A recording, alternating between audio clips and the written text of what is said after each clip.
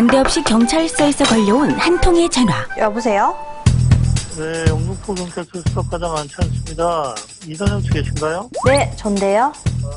중국 조직원들에 의해서 사기 사건이 발생했습니다. 네, 선영 씨 계좌가 여기 이용된 것 같아요. 지금 이선영 씨가 공범일 수 있기 때문에 지금 기본 조사하는 거고요.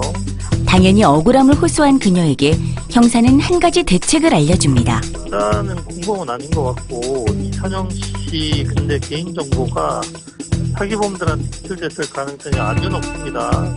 지금 그 계좌에 있는 돈을 모두 각자 안전계좌로 이체시켜야 합니다. 개인정보가 유출되었다는 말에 불안해진 선영 씨는 바로 형사가 불러준 계좌로 돈을 이체시켰습니다. 그런데 몇 분 후 선영 씨는 경악합니다. 입금 이후부터 계속 통화가 되지 않는 형사. 최근 경찰과 검찰 같은 공공기관을 사칭한 보이스피싱 그녀는 기승을 부리고 있습니다. 보이스피싱을 당한 것입니다. 보이스피싱이란 전화로 상대방의 개인 금융정보를 알아낸 후 이를 범죄에 이용하는 전화금융사기입니다. 날이 갈수록 범죄 수법이 진화하며 피해자가 늘고 있는데요. 시간을 돌려 처음 전화가 왔던 때로 돌아간다면 그녀는 여보세요? 어떻게 행동해야 할까요? 지금 그 계좌에 있는 돈을 모두 각자 안전계좌로 이체시켜야 합니다. 선영 씨가 몰랐던 건 어떠한 경우에도 경찰은 계좌 이체를 요구하지 않는다는 사실. 경찰만이 아니죠. 금융감독원입니다. 경찰청 수사관입니다. 용산경찰서입니다. 계좌번호가 어떻게 되시죠? 비밀번호를 알려주셔야 됩니다. 지금 즉시 계좌를 이체하셔야 돼요.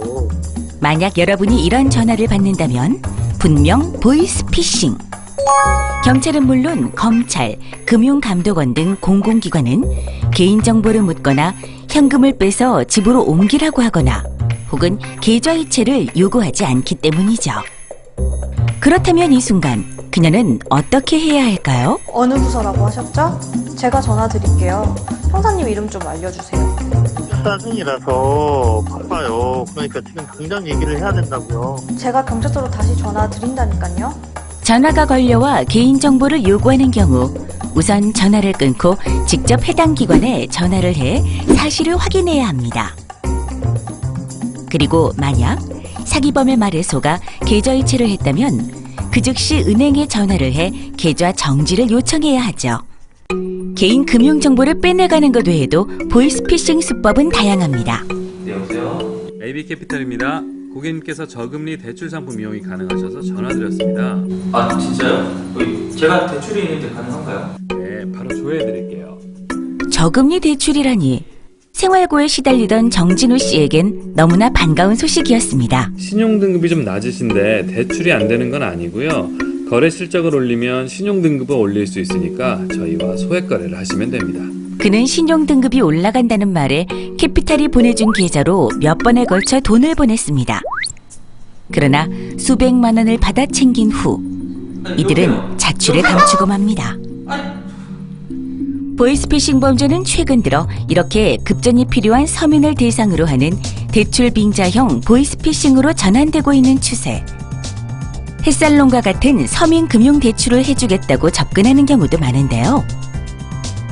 사기범들은 이 대출을 받기 위해선 예치금과 계좌 잔고가 필요하다.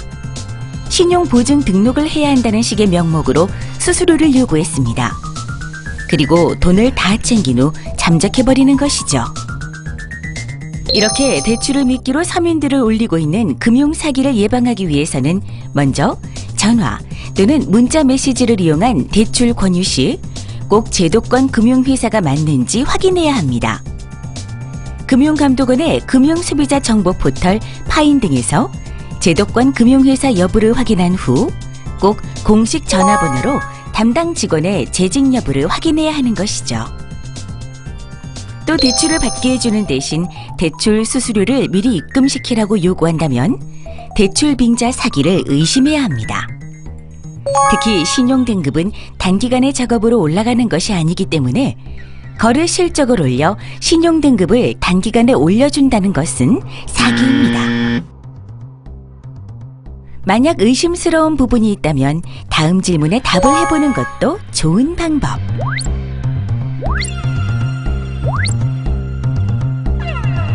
이 질문들을 보고 혹시 보이스피싱 피해를 입은 건 아닌지 조금이라도 걱정이 된다면 금융감독원 콜센터나 112로 문의하시기 바랍니다. 퇴근 후 느긋한 한때를 보내던 진수 씨는 오랜만에 전 직장 동료의 연락을 받았습니다.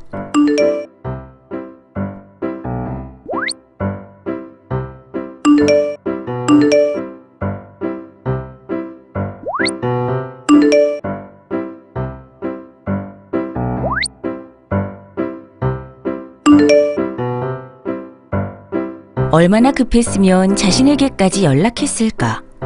그는 걱정스런 마음에 즉시 돈을 보냈습니다. 그리고 며칠 후 김 대리님, 애기 상태는 좀 어때요? 걱정이 돼가지고. 응? 오랜만에 전화해서 무슨 소리야? 애기라니. 나 아직 애기 없어. 네? 그러면 애기 수술비로 보내드린 제 돈은? 나한테 돈을 보냈어? 왜? 언제? 누군가 김대리의 메신저 아이디와 비밀번호를 해킹해 김대리인 척 연기를 했던 거죠. 진수 씨는 이렇게 메신저 피싱의 피해자가 되고 말았습니다. 메신저 피싱 사건이 일어나는 건 상대의 얼굴이나 목소리를 확인할 수 없기 때문입니다. 따라서 돈을 요구하는 경우 반드시 전화를 걸어 본인임을 확인해야 하죠. 또 정보 유출에 염려가 있는 메신저로 개인정보를 주고받는 것은 절대 금물. 특히 메신저 해킹을 막기 위해 정기적으로 비밀번호를 변경하고 공공장소에서 금융거래를 하는 것도 삼가야 합니다. 스마트폰의 활용이 많아지며 문자와 인터넷이 결합된 금융사기 또한 급증하는 추세입니다. 예를 들어 볼까요? 문자가 도착합니다. 택배가 반송되었다니 별 의심 없이 클릭하겠죠? 그런데 아무것도 뜨지 않는 화면. 대신 잠시 후 내 통장에 돈이 인출됩니다. 무슨 일이 생긴 걸까요? 이것은 문자 메시지를 이용한 금융사기. 청첩장, 무료 쿠폰, 우편물 반송, 교통 범칙금 조회 등 일상적인 문자에 링크 주소를 보내고 받은 사람이 클릭하면 자동으로 악성 코드나 앱이 설치됩니다. 이를 통해 피해자가 모르는 사이에 소액 결제가 되거나 스마트폰 안에 저장된 개인정보가 빠져나가게 되는 것이죠. 이런 걸 스미싱이라고 합니다. 스미싱으로 인한 피해를 예방하기 위해서는 우선 출처가 불분명한 링크 주소를 클릭하거나 앱을 설치해서는 안 됩니다. 또 스마트폰에서 자동 결제가 되지 못하도록 미리 결제 서비스를 차단시키는 것도 좋은 예방법이겠죠. 선희 씨도 얼마 전 엄청난 사건을 경험했습니다. 은행 홈페이지에 접속하자마자 뜬 팝업 창. 사기 예방을 위해 금융정보를 입력했습니다. 보안카드 정보도 꼼꼼하게 다 적어 넣었죠. 그런데 정보를 다 채워넣자 50만 원이 출금되었다는 문자가 날라옵니다. 안녕하세요. 금융감독원 직원인데요. 전산장으로 생긴 출금 때문에 전화드렸습니다. 30분이면 다시 입금이 될 예정입니다. 전산장애라니 기다려보기로 합니다. 그런데 얼마 지나지 않아 또 돈이 인출됩니다. 팝업창을 이용한 금융사기였던 거죠. 또 포털 사이트에 개인정보가 유출되었다며 금융거래 정보를 요구하는 경우도 100% 사기. 이렇게 이용자가 정상적인 홈페이지 주소로 접속해도 팝업창 등을 이용해 가짜 사이트로 연결하는 금융사기 수법을 파밍이라고 합니다. 그렇다면 진짜 사이트와 가짜 사이트는 어떻게 구분할 수 있을까요? 가장 큰 차이는 보안카드 번호를 전부 입력하라고 하는 등 과도하게 많은 개인정보를 요구하는 것입니다.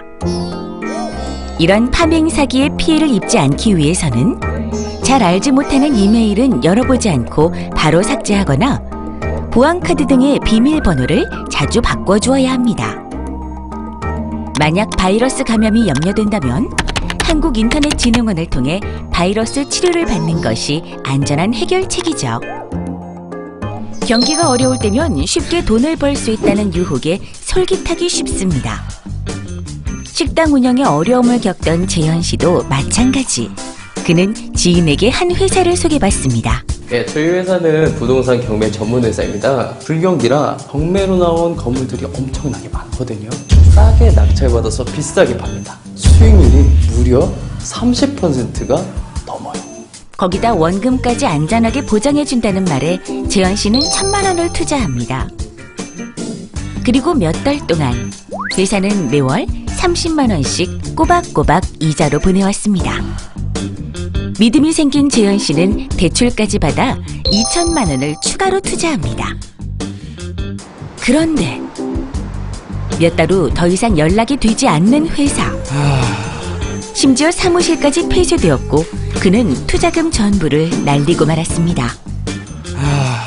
이렇게 고수익과 투자 원금을 보장한다며 불특정 다수의 투자자를 속이는 금융사기 수법은 유사 수신행위, 인허가를 받지 않은 불법 자금 모집업체, 즉 유사 금융단체에 투자한 돈은 예금자 보호법의 보호 대상이 아니므로 어떤 보장도 받을 수 없습니다. 따라서 철저한 주의가 필요합니다. 원금 100% 보장, 20% 확정금리 등 귀가 솔깃할 만한 조건을 제시한다면 투자 사기일 수 있으니 좀 더 꼼꼼히 확인해야 하는 것입니다. 많은 사람들이 보이스피싱 등 금융사기란 소수의 순진한 사람들이나 당하는 간단한 범죄로 인식해왔습니다. 그러나 수법이 날로 정교해지는 만큼 누구라도 금융사기의 피해자가 될 수 있습니다. 금융사기로 인한 피해를 예방하는 최선의 방법은 유행하는 수법들을 미리 공부하는 것. 금융사기는 아는 것이 예방이고 알면 충분히 대처할 수 있기 때문입니다.